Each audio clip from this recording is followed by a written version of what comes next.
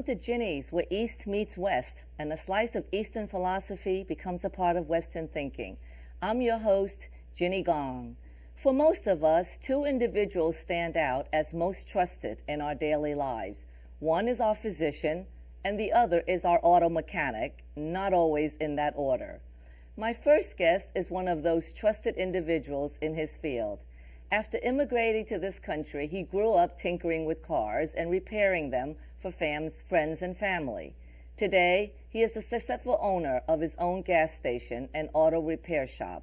To this Jackie Chan look-alike, his work is more than just a job. It is a commitment to safety. Please join me in welcoming Danny Shin. Welcome, Danny. Thank you, Ginny. Now, I have to disclose that I'm one of your customers, okay? So Okay. I'm just going to say that. Sure. Do people really think Jackie Chan is fixing their car?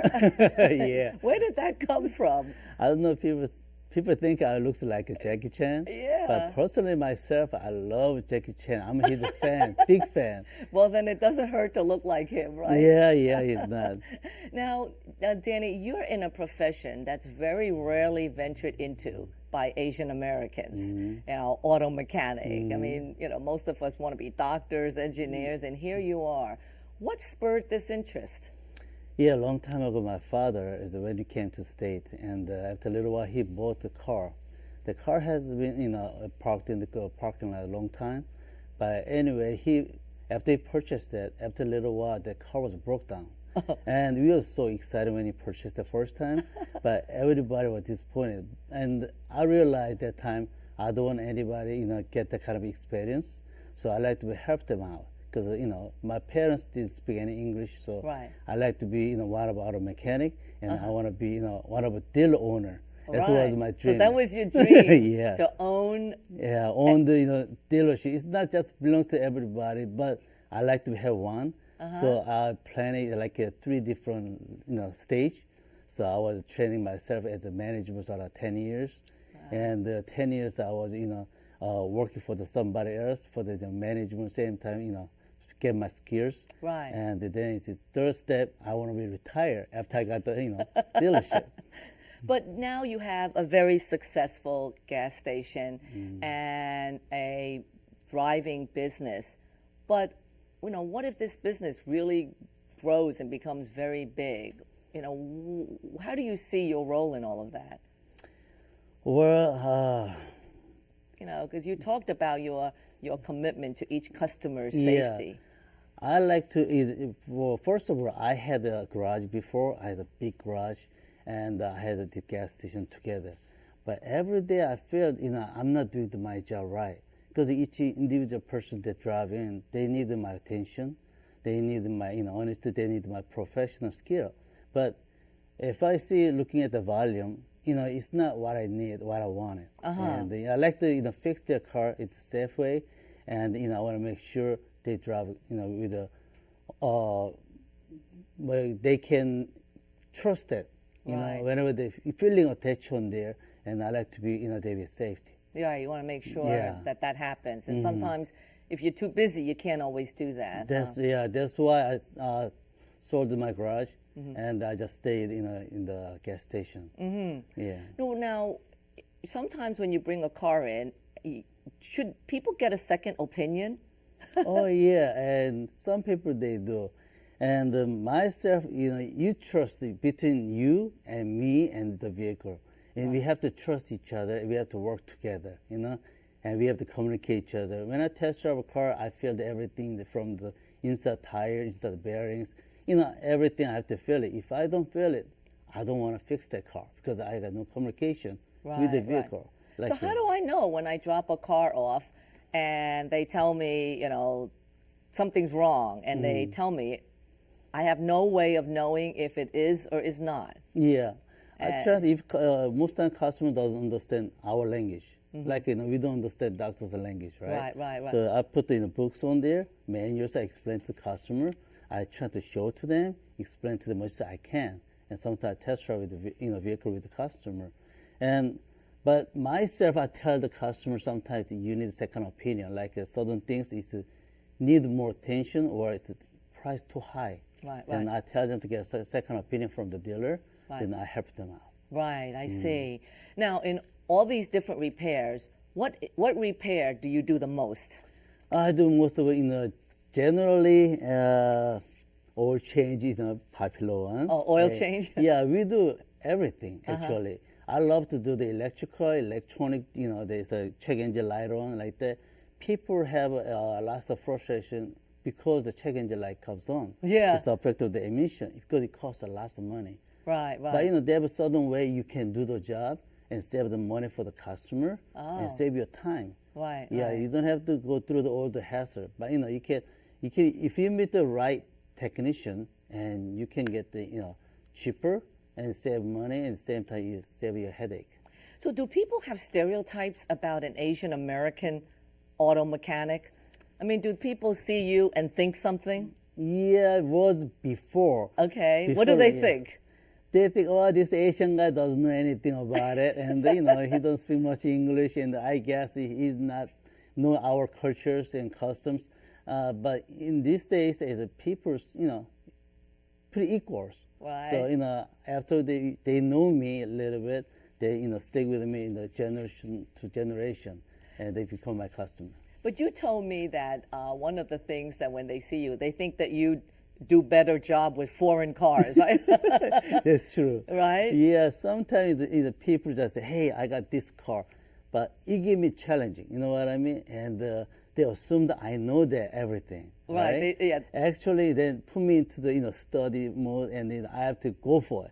Right. And I don't want to disappoint them. So, I go to different classes, every day. And sometimes I go 5 days a week.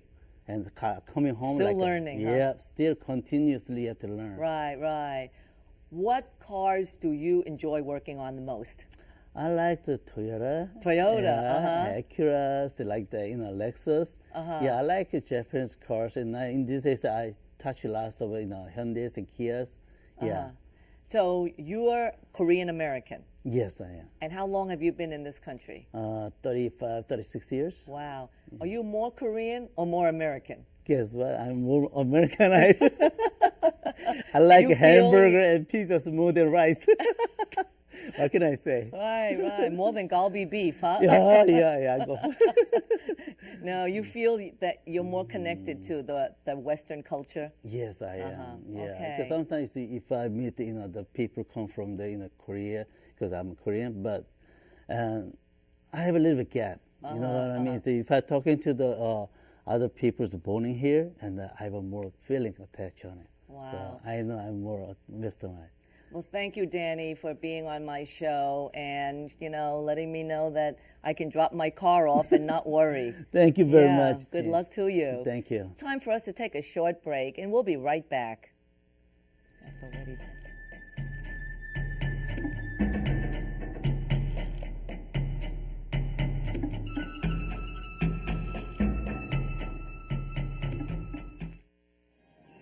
Can you consent with me? Imagine what you'd see if every child had a book to read. So the mission is for us to get a book to each and every child. So let's join hands, book people unite, unearth hidden passion. We'll have a good time.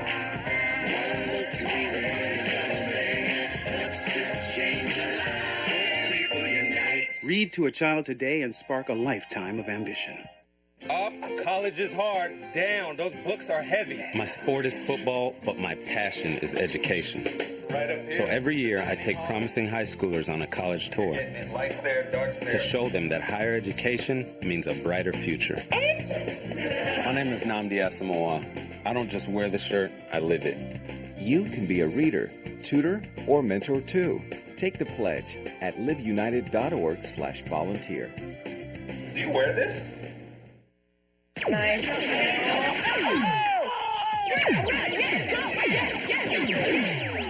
No.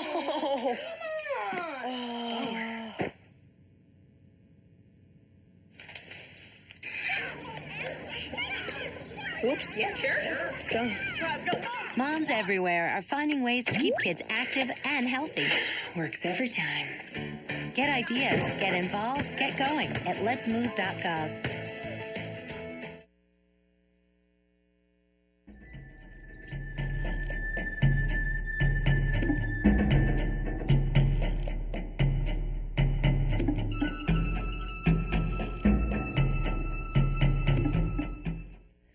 Welcome back to Ginny's, where East meets West.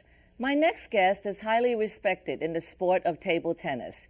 He has a history of developing young players, as evidenced by the gold medals received by hundreds of his students.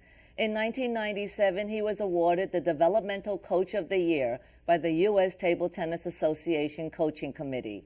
He was the #1 U.S. player in 1990, the U.S. Senior Singles and Doubles Champion in 1996 and 97, and the Doubles Champion of Asian Olympics in 1978. Join me in welcoming a former member of the Chinese national team, former head coach for the Guangxi province of China, and the current head coach of the Maryland Table Tennis Center, Jack Huang. Welcome, Jack. Thank you. Congratulations on all your accomplishments. Certainly are many. Let's talk about what is required of somebody who wants to be a great table tennis player. I think I have three things need to do. First, that they need to really like this table tennis. Yeah. And they like They have to really enjoy it, huh? Enjoy and a lot practice. Uh-huh. And that they have try hard, focused, Yeah. and that they have good potential. Yeah, Also, yeah. Potential is important. Yeah, this first one. Second one, they have need a good coach. Right, right. Yeah. And that's where you come in. yeah. The third one, there's parents need support. Yeah. Because they need a lot of practice, they need to travel a lot to play tournaments. Yeah, right. That's a lot. Yeah, that's a lot. So you actually, we were chatting. What's the youngest that someone can start playing table tennis? I think it's 5 or 6. Okay. I think maybe 6 is the best. 6 is maybe a little better. But I started a little late. But now it's How 5, old were you when you started? I started 9 years old. Oh, that's way too past late. it. Yeah, a little too late. That was way past your prime at 9, right? Now, before 5 or 6, are they? I don't think that's good because maybe not enough tall. Okay. Yeah, not and tall enough. Yeah, not tall enough, and then not enough power. Right, and right. then not Now, how enough about focus? Yeah, not enough focus. No focus, Yeah, no right? focus. Yeah, Yeah, maybe 5 minutes they just gone. I know. I have a grandson who's 5, and he just plays in the dirt, while everybody's... 5, some people say 5 is okay. Oh, okay. But not 4. Yeah. Okay, so at 5 or 6, you feel that some, can actually start developing themselves for the sport. How many students have you coached over the years? First of all, how many years have you coached? Oh, I coached since 1991 in the United States. Since 1991 Yeah, in the 91, United yeah. States. Okay. I still maybe over 500. Wow. I So think, yeah, over a lot. okay. 500, yeah. Uh-huh. Oh. And what % of those 500 students would you say, have continued on and done well? I think maybe 70%. Oh, Yeah, wow. yeah. Is there hope for somebody like me? Yeah, but usually it's 70, but usually most is the kids. Yeah. But adults usually take this for fun, exercise. Okay, They so- like because they right. like sports. They like these sports because table tennis you can play inside. Yeah, Winter, right. summer, it doesn't matter. Right. Yeah. So if an adult is taking it up, generally it's just for fun. For fun, but Right. they still want to get better. Yeah. They still want to beat kids also. Yeah. But It's a sometimes good so hard. family sport, huh? Yeah, good, very good family. You can go club play or you can stay your home play. It's easy, very easy. Yeah. Oh, very good. So, do you screen the people that you coach before you will take them on as a customer? Like, do you check to see how good they are, or does it No, not matter? If my schedule okay, I like to teach Yeah. all people. Yeah. Okay. But my schedule very busy sometimes. Right. If I have time, I like to teach everybody. So here's a question. Sometimes as a parent, and I'm a parent too, we want so badly for our kids to win. Do you come across times where the student is just not that good enough and there's just too much pressure on the part of the parents? Yeah, usually if people play tournament, everybody's really nervous. Yeah. Like sometimes from parents, from coach, or from themselves. But Yeah. I always tell them, that when you tournament, don't think too much win or lose. Just Yeah. think how every point you get the table, Yeah. hit the back. And sometimes you miss, you think, why you miss? Think, do this. If you think too much win, too much lose, you're nervous. Yeah, but how about parents, though? Parents apply a lot of pressure, right? Yeah, but I usually tell parents, don't talk too much when they play tournament. Yeah, after this, that's okay. When they finish a tournament, you can talk. But during the tournament, Right. because kids usually, they listen to coach. Right? Well, how did you get started playing table tennis when you were 9?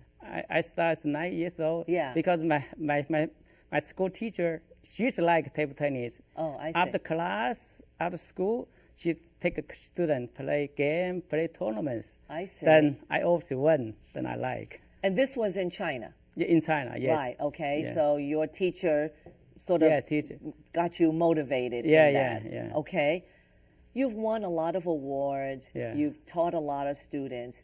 When you think back, what is, the most memorable for you? What are you most proud of? I think it's 1978. It's Asian Olympics. Really? Yeah, I Winning won. the Asian Olympics. Yeah, this is very, very important tournament, very big tournament.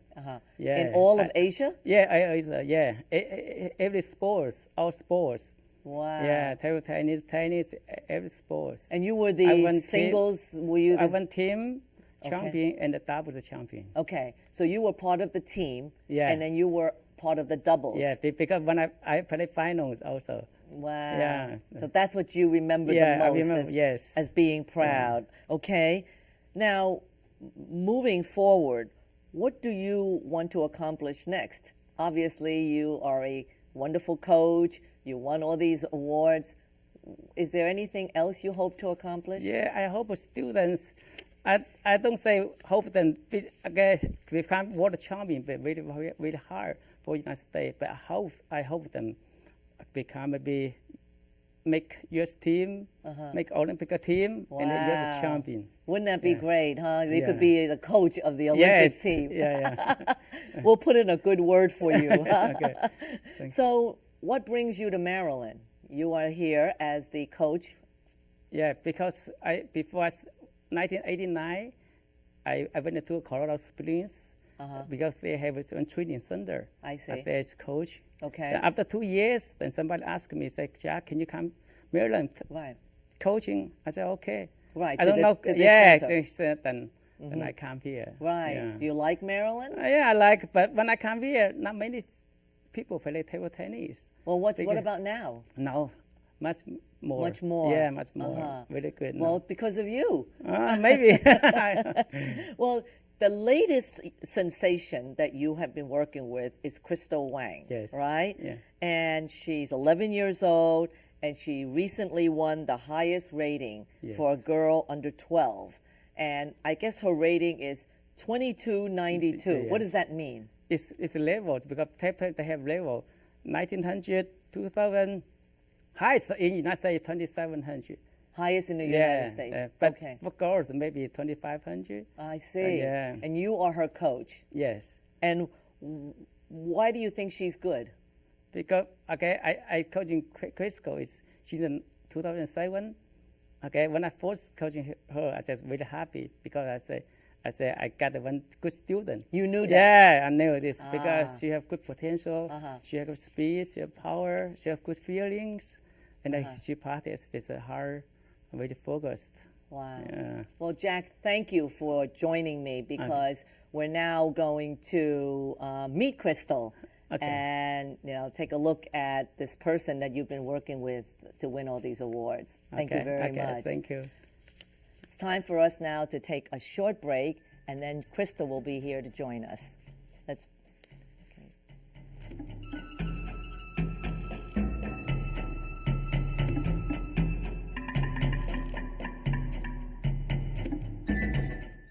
Packers, Viking, Packers, Viking, Viking. Red state, blue state, vegan, Carnivore. We come from different places. Uptown. downtown, Optimist. We come to different conclusions. half full. But when we live united, we create real, lasting change in the building blocks of life. The education, income, and health of our communities, Live our families, united. even the person next to us. Live united. Real change won't happen without you. So give, advocate, volunteer, live united. Sign up at liveunited.org. In the small town of Elmira, New York, a boy was born into an all-American family. The odds of him achieving his dream in the fashion industry? 1 in 23 million. The odds of having a child diagnosed with autism?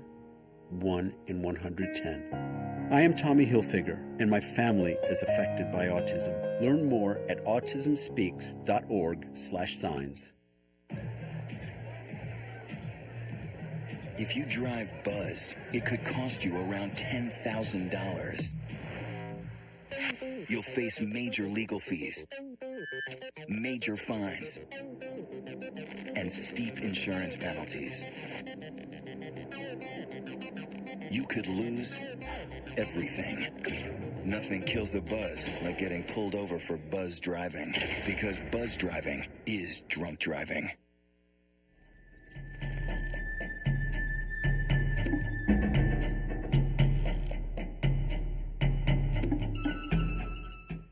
Welcome back to Ginny's, where East meets West. Joining me is Crystal Huang. Crystal is the highest rated player under 12 and the second highest rated among boys and girls under 12 player in history. It is possible Crystal could probably break the #1 record before she turns 12. Crystal, welcome. Thank you. What do you think about all of this, all these, acknowledgments of how well you're doing? How do you feel about all of that? Well, I feel really good. I really like this sport, and I feel really happy when I play. Okay. What do you like most about table tennis? Well, I get to meet a lot of people from different places, and I get to make friends with them. Uh-huh. And then I get to travel the world and experience new things. So you get to travel the world. Where have you traveled to? I've been to India and Canada and China. Wow. So unlike other young, boys and girls who are here in Maryland, you really got to go other places. That's wonderful. How often do you practice to be able to, get at the level you're performing at? Well, I play every day, and on weekdays I practice for about 2 hours, and on weekends I play for about 3 hours. Okay. You enjoy this. This isn't torture to you, right? Yeah. This isn't like somebody says, go and study. Now, I understand that you are on the U.S. mini cadet team for players under 121. What is that? Well, I feel really honored, so I have to practice really hard every day so I could get in the U.S. junior team next time. So who's on this mini team? I mean, how many players? There's 4 players on the A team. On the what team? On the A team, and 4 players on the B team. Oh, I see. And you play on what team? A on team the A for team. mini cadet. Uh-huh. Oh, okay. Now, I know that you're going to be training in China. What does that mean? Well, Chinese people are really good at table tennis, so I could practice. Not all Chinese people are very good at table tennis. Okay. Some of them. Okay. So I could practice with good players. Okay. And also in table tennis, you have to practice with different kind of styles of people so you could get used to them. Uh-huh. And you'll be going in the summertime? Yeah.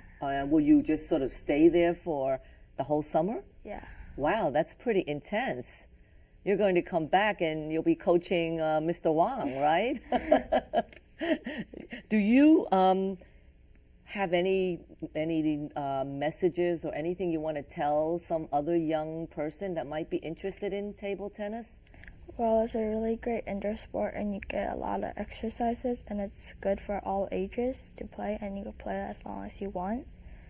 So do you mostly play with people your age? Do Yeah. you ever play with your dad or some much older? I don't really play with my dad that much. He can't keep up with you, right? Yeah. I usually play with people under 15. Uh-huh. Okay, that's more competition. I see. How do you manage keeping up with schoolwork and at the same time, getting in practice? After school, I do my homework and study, and after we eat dinner, I go to practice. And when we come back, if I didn't finish my homework, I could still finish it.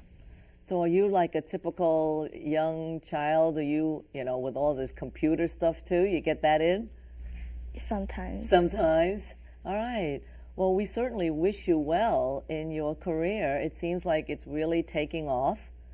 And I wish you well in the butterfly competition. And next time I'm going to have you here, you'll be telling me about other awards that you've won, right? Okay, great. Well, thank you for joining us. Thank you.